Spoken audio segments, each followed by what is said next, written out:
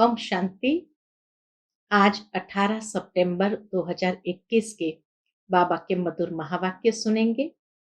और आज की मुरली में बाबा ने विशेष हम बच्चों का अटेंशन खिंचवाया है कि बच्चे अवस्था को एक रस बनाओ। और अवस्था को एक रस बनाने की विधि बाबा ने बताई है कि बच्चे सवेरे सवेरे उठकर बाबा से मीठी मीठी बातें करो, रूहान करो, साथ ही साथ बाबा कहे विचार सागर मंथन करो, विभिन्न तरीके अपनाओ। बाबा को प्यार से याद कैसे करें, चलते फिरते उठते बैठते, खाना खाते भोजन बनाते समय भी किस विधि से बाप की याद बनी रहे ताकि अवस्था बहुत एक रस अंदर रहे। तो सुनते हैं बाबा के मधुर महावाक्य। ओम शांति। मीठे बच्चे, चैरिटी बिगिंस एट होम।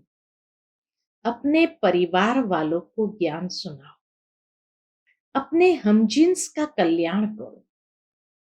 आज की मुरली से प्रश्न है, किस श्रीमत का पालन करने वाले बच्चे अपनी अवस्था को एक रस बना सकते हैं? उत्तर है, अवस्था को एक रस बनाने के लिए बाप की श्रीमत है, बच्चे रोज सवेरे सवेरे उठ बड़े प्यार से बाप को याद करो, अपने को आत्मा समझो और बाबा जो सुनाते हैं उसे सुनो। अगर याद नहीं करेंगे तो फालतू ख्यालात चलेंगे, व्यर्थ संकल्प आएंगे। इसलिए बाबा राय देते हैं, बच्चे रोज सवेरे सवेरे उठ अपने आप से प्रतिज्ञा करो कि चलते फिरते खाते भोजन बनाते एक बाप को ही याद करेंगे। ओम शांति। मीठे मीठे बच्चे जानते हैं कि रूहानी बाप है सभी रूहों का बाप, जो सबसे ऊंचते ऊंच है। उनको ही शिवाय नमः कहते हैं, फादर भी कहते हैं। वह बाप स्वर्ग का रचयिता है, जिसको पतित पावन ज्ञान का सागर कहा जाता है। अब तुम समझते हो, हम उनके साथ बैठे हैं। यह तुम बच्चों को समझाना है। जैसे कहीं पर एक गीता पाठशाला में एक कृष्ण का लंबा चित्र 6 फुट का था।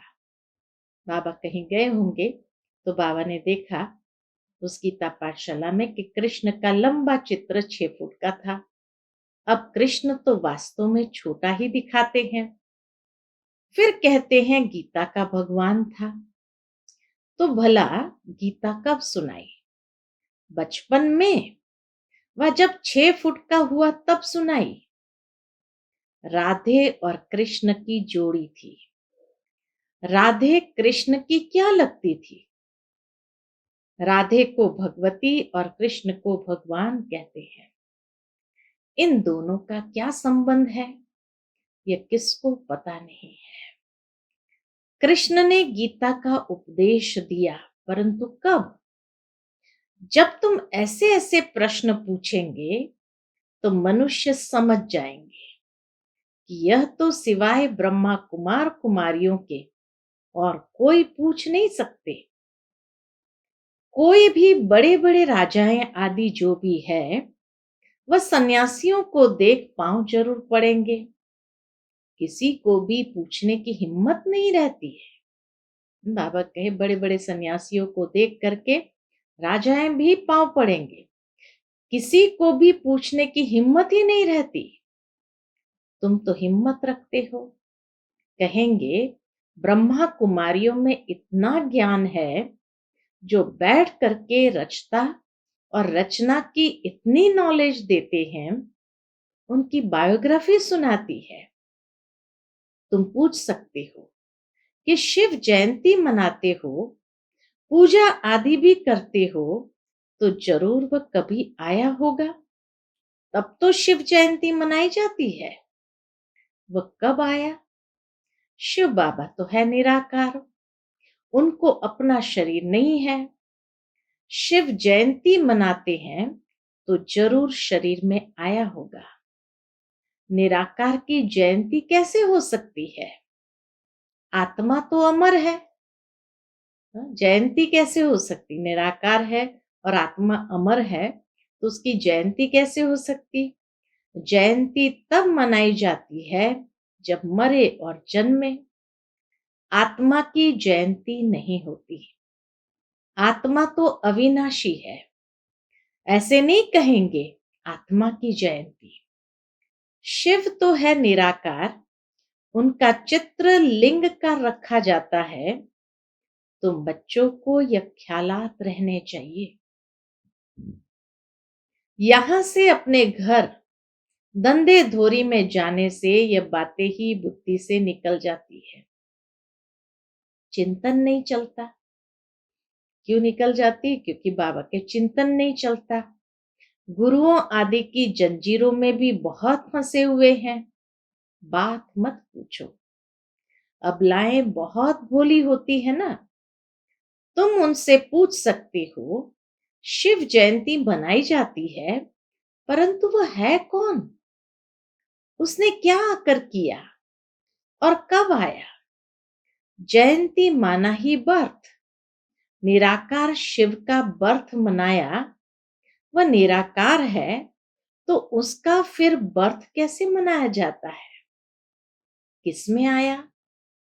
हाँ, कैसे बाबा युक्ति से बताते हैं कि कैसे उनको सवाल पूछते पूछते वास्तविकता तक ले जाना है। तो किस में आया? आत्मा शरीर में जाती है तब कहा जाता है बर्थ या जन्म हो गया। आत्मा तो आत्मा ही है। शरीर में प्रवेश करती है तो कहेंगे आत्मा ने शरीर लिया है, पाठ बजाने लिए। वह तो है निराकार। उसने जन्म कैसे लिया, किस में आया, उनको तो परमात्मा कहा जाता है, ये किसको भी पता नहीं है।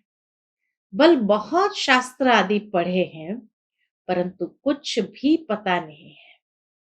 अभी तुम ज्ञान से भरपूर हो, अभी तुमको ज्ञान ही सुनाना है। कोई कोई 2-3 वर्ष आते हैं, फिर अज्ञान की प्रवेशता हो जाती है। बाबा फिर अज्ञान को निकाल ज्ञान की धारणा कराते हैं। अब तुम बच्चों को ज्ञान दिया जाता है, परंतु पुरुष ज्ञान में, स्त्री अज्ञान में, तो जैसे हंस बगुले बन जाए।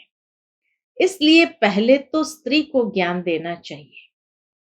स्त्री पति को गुरु ईश्वर मानती है, तो स्त्री को गुरु की आज्ञा माननी चाहिए ना। ये यहाँ की बात है। वहां तो आज्ञा मानने न मानने का सवाल ही नहीं है। सतयुग त्रेता में तो आज्ञा मानने न मानने का सवाल ही नहीं है। सब प्यार से चलते हैं, वहां ऐसी कोई बात होती ही नहीं। तो चैरिटी बिगिंस एट होम। स्त्री ज्ञान में आती है, पति नहीं आता, तो क्या कर सकती है? भू भू करनी है। बच्चों को भी भू भू करना है। अपने हमजिन्स का कल्याण करे, उनको भी बताए बाप को याद करो। अब लड़ाई सामने खड़ी है। बाबा आया हुआ है, मनुष्य पुकारते हैं कि हे पतित पावन आओ। जबकि पतित दुनिया का विनाश होना है, तो तुम फिर पतित क्यों बनते हो? माता ज्ञान में है, तो माता का काम है अपने हमजिन्स का कल्याण करना। अभी तुम बाप से 21 जन्म के लिए सारा राज्य लेते हो, तुमको कोई हाथ लगा न सके। तुम सारे विश्व के मालिक बनते हो। फर्क देखो कितना है। ऐसे वर्षा देने वाले को कितना याद करना चाहिए। यहां तो बहुत है। बाबा तो सब देखते हैं, तो बाबा कहे यहाँ तो बहुत है जो सारे दिन में शिव बाबा को याद ही नहीं करते हैं। सारा दिन घर के धंधे दोरी के लफड़ों में ही रहते हैं। नहीं तो सवेरे उठ बाप को बहुत प्रेम से याद करना चाहिए। बाबा सिखाते कैसे याद करना चाहिए। बाबा, आपसे हम प्रतिज्ञा करते हैं, आपसे हम वर्षा जरूर लेंगे।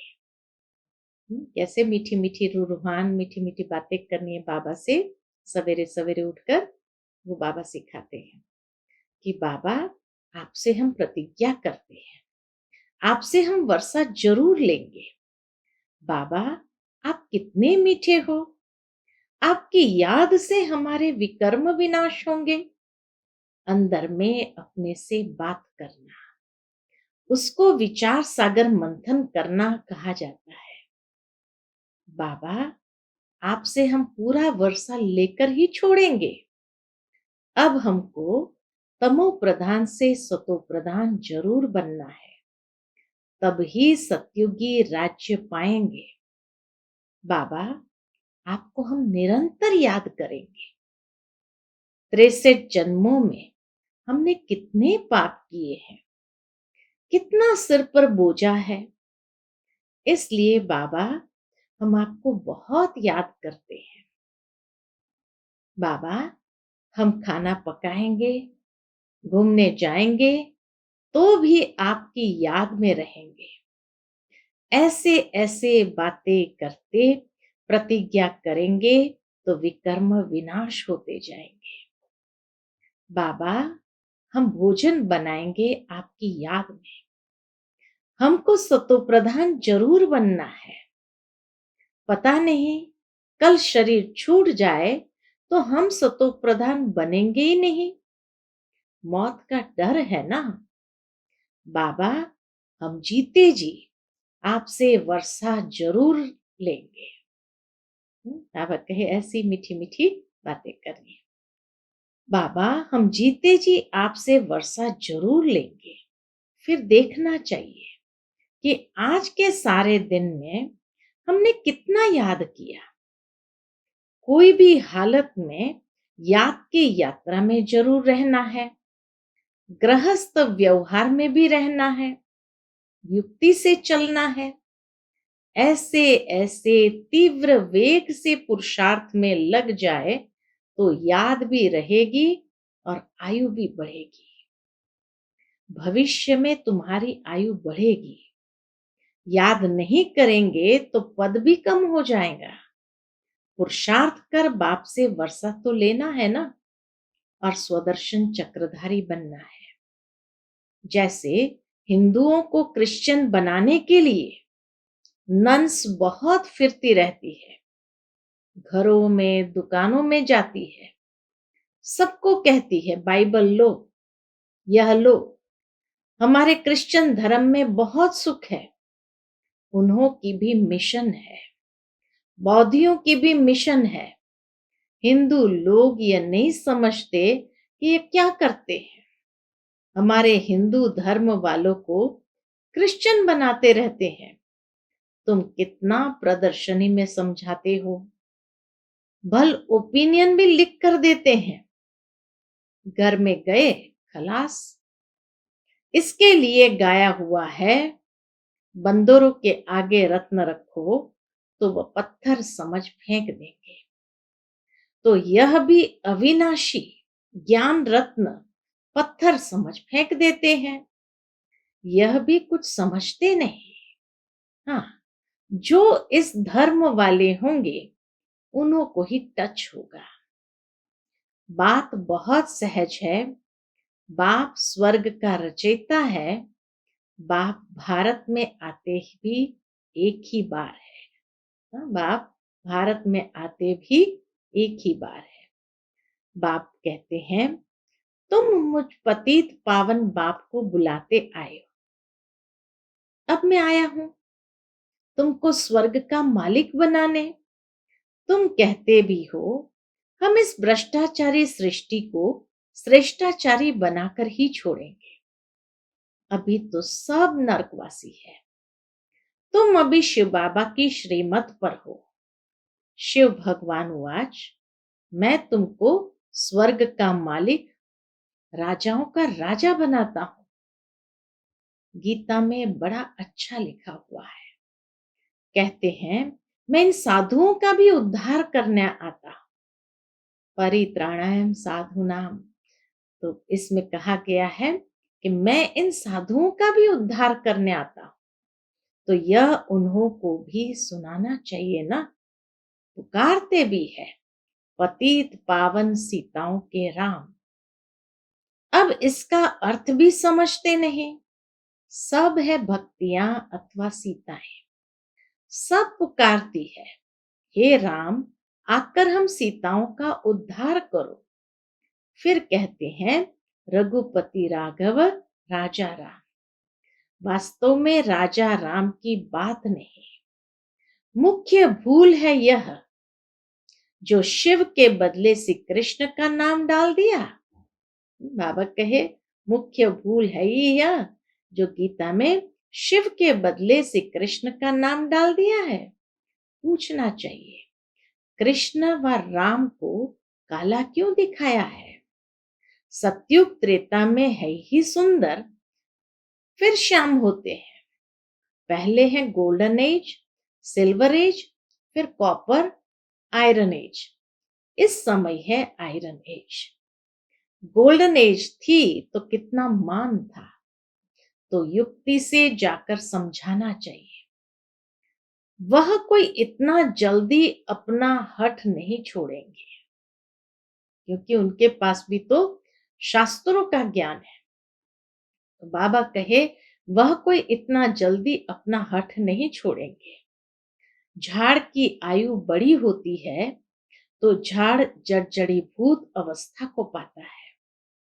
आयु तो इस दुनिया की भी है ना, नई दुनिया और पुरानी दुनिया। ओल्ड माना कलयुग, तमो प्रधान दुनिया। इसमें एक भी सतो प्रधान हो नहीं सकता। अब तमो प्रधान को खलास होना है। नई दुनिया कौन स्थापन करेंगे? वही बाप। ऐसे नहीं कि प्रलय होती है। बाप को पुकारते ही तब है जब पतित हो जाते हैं। फिर कहते हैं, आकर पावन बनाओ। आएंगे तो जरूर पुरानी दुनिया में। पतित पावन कहते हैं तो जरूर अंत में ही आएंगे। खुद कहते हैं, मैं कल्प कल्प कल्प के संगम युगे आता हूं। इसलिए पावन दुनिया बनाने अभी है संगम। अभी बाप सबको सदगति में ले जाते हैं। तो ऐसे बाप की श्रीमत पर चलना चाहिए ना।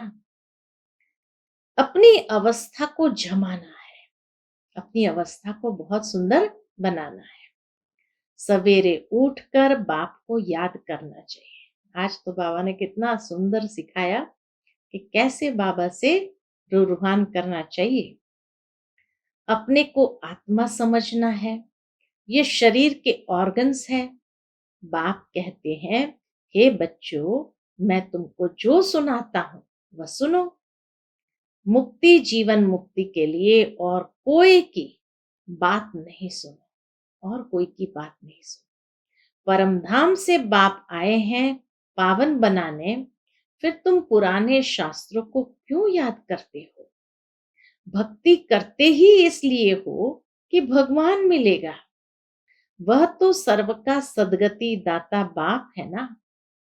बाप के सिवाय यह नॉलेज कोई दे न सके। इन लक्ष्मी नारायण को भी यह राज्य कैसे मिला? बाबा के ऐसे ऐसे प्रश्नावली निकाल करके पूछना चाहिए। आत्मा के लिए कहते हैं, वह बिंदी है, चमकता है अजब सितारा। बाप समझाते हैं, तुम मुझे कहते हो परमात्मा सुप्रीम सोल। लौकिक बाप को कभी परमात्मा कहेंगे क्या? परमात्मा जो परमधाम में रहते हैं उनको कहते हैं सुप्रीम सोल। वह तुम्हारा बाप है, वह आकर इसमें प्रवेश करेंगे। गुरु शिष्य के बाजू में बैठेगा ना, यह बातें कोई शास्त्र में नहीं है। अभी तुम जानते हो, वह हमारा बाप है। 5000 वर्ष पहले भी बाप ने योग सिखलाया था कि मुझे याद करो, और विष्णुपुरी को याद करो तो जरूर संगम में ही कहेंगे। ये बातें जरूर संगम पर ही कहेंगे। सतयुग में था एक धर्म, तो जरूर फिर एक धर्म होगा ना। इतने सब धर्म विनाश हो जाएंगे। ये टाइम वही है। बाप कहते हैं, मुझे याद करो तो मैं तुमको विश्व का मालिक बनाऊंगा। कितनी बार बाबा ने कहा आज की मुरली में, मुझे याद करो तो मैं तुमको विश्व का मालिक बनाऊंगा। बाप की याद से ही तुम तमो प्रधान से सतो प्रधान बनेंगे। बाप कहते हैं, जो बच्चे अच्छी सर्विस करते हैं मैं उनको याद करता हूं। जो बच्चे अच्छी सर्विस करते तो बाबा भी उन बच्चों को याद करते हैं, क्योंकि मेरे मददगार है, बहुतों का कल्याण करते हैं, तो वह मुझे प्यारे लगते हैं। तुमको तो एक बाप ही प्यारा लगता है। बाबा कहे, तुमको तो एक बाप ही प्यारा लगता है जिससे वर्षा मिलता है, इसलिए तुम बच्चों को अच्छी रीति पुरुषार्थ करना पड़े। याद की यात्रा में रहना है। बहुत फालतू ख्यालात भी आएंगे। भक्ति मार्ग में अपने को मारते भी है। कई लोग अपने को मारते भी है। हमको शिव का दर्शन हो, बहुत मेहनत करते हैं दर्शन के लिए। यहां तुम समझते हो बाप की याद से पाप कट जाएंगे और 21 जन्मों के लिए वर्षा मिलेगा। दर्शन होने से कोई पाप नहीं कट जाते। बाप जो विश्व का मालिक बनाते हैं, उनको तो बहुत प्रेम से याद करना चाहिए। अभी तुम्हारी बुद्धि में है कि हम क्या बन रहे हैं। दूसरे जन्म में हम यह जाकर बनेंगे। ये कॉलेज ही है सतयुग का प्रिंस प्रिंसेस बनने का। बाप आकर धर्म के साथ डीटी किंगडम भी स्थापन करते हैं। अच्छा, मीठे मीठे सिकिलते बच्चों प्रति माता पिता बाप दादा का याद प्यार और गुड मॉर्निंग। रूहानी बाप की रूहानी बच्चों को नमस्ते। हम सब रूहानी बच्चों की रूहानी माता पिता बाप दादा को याद प्यार, गुड मॉर्निंग और नमस्ते। नमस्ते। शुक्रिया बाबा, शुक्रिया। आज की मुरली से धारणा के लिए मुख्य सार है। पहली पॉइंट, बाप ने मुक्ति जीवन मुक्ति के लिए जो भी ज्ञान की बातें सुनाई है, वही सुननी और धारण करनी है। बाकी सब भूल जाना है। अपना और अपने लौकिक परिवार का कल्याण करना है। दूसरी पॉइंट, व्यर्थ ख्यालातों को समाप्त करने के लिए सवेरे सवेरे उठ विचार सागर मंथन करना है। याद की यात्रा में लगे रहना है। आज का मधुर वरदान हम बच्चों के प्रति बाबा का है। तीनों कालों को सामने रख हर कार्य में सफल होने वाले सदा विजयी भव। तीनों कालों को सामने रख हर कार्य में सफल होने वाले सदा विजयी भव। लौकिक रीति में भी जो समझदार होते हैं, वह आगे पीछे सोच समझकर फिर कदम उठाते हैं। ऐसे यहां भी आप बच्चे जब कोई कार्य करते हो तो पहले तीनों कालों को सामने रखकर फिर करो। सिर्फ वर्तमान को नहीं देखो, बेहद की समझ धारण करो और विजयीपन के निश्चय के आधार पर व त्रिकालदर्शीपन के आधार पर हर कर्म करो व हर बोल बोलो, तब कहेंगे अलौकिक व असाधारण। आज का मधुर स्लोगन है, हद के किनारों को छोड़ एक बाप को सहारा बना लो तो पार हो जाएंगे। हद के किनारों को छोड़ एक बाप को सहारा बना लो तो पार हो जाएंगे। अच्छा, ओम शांति।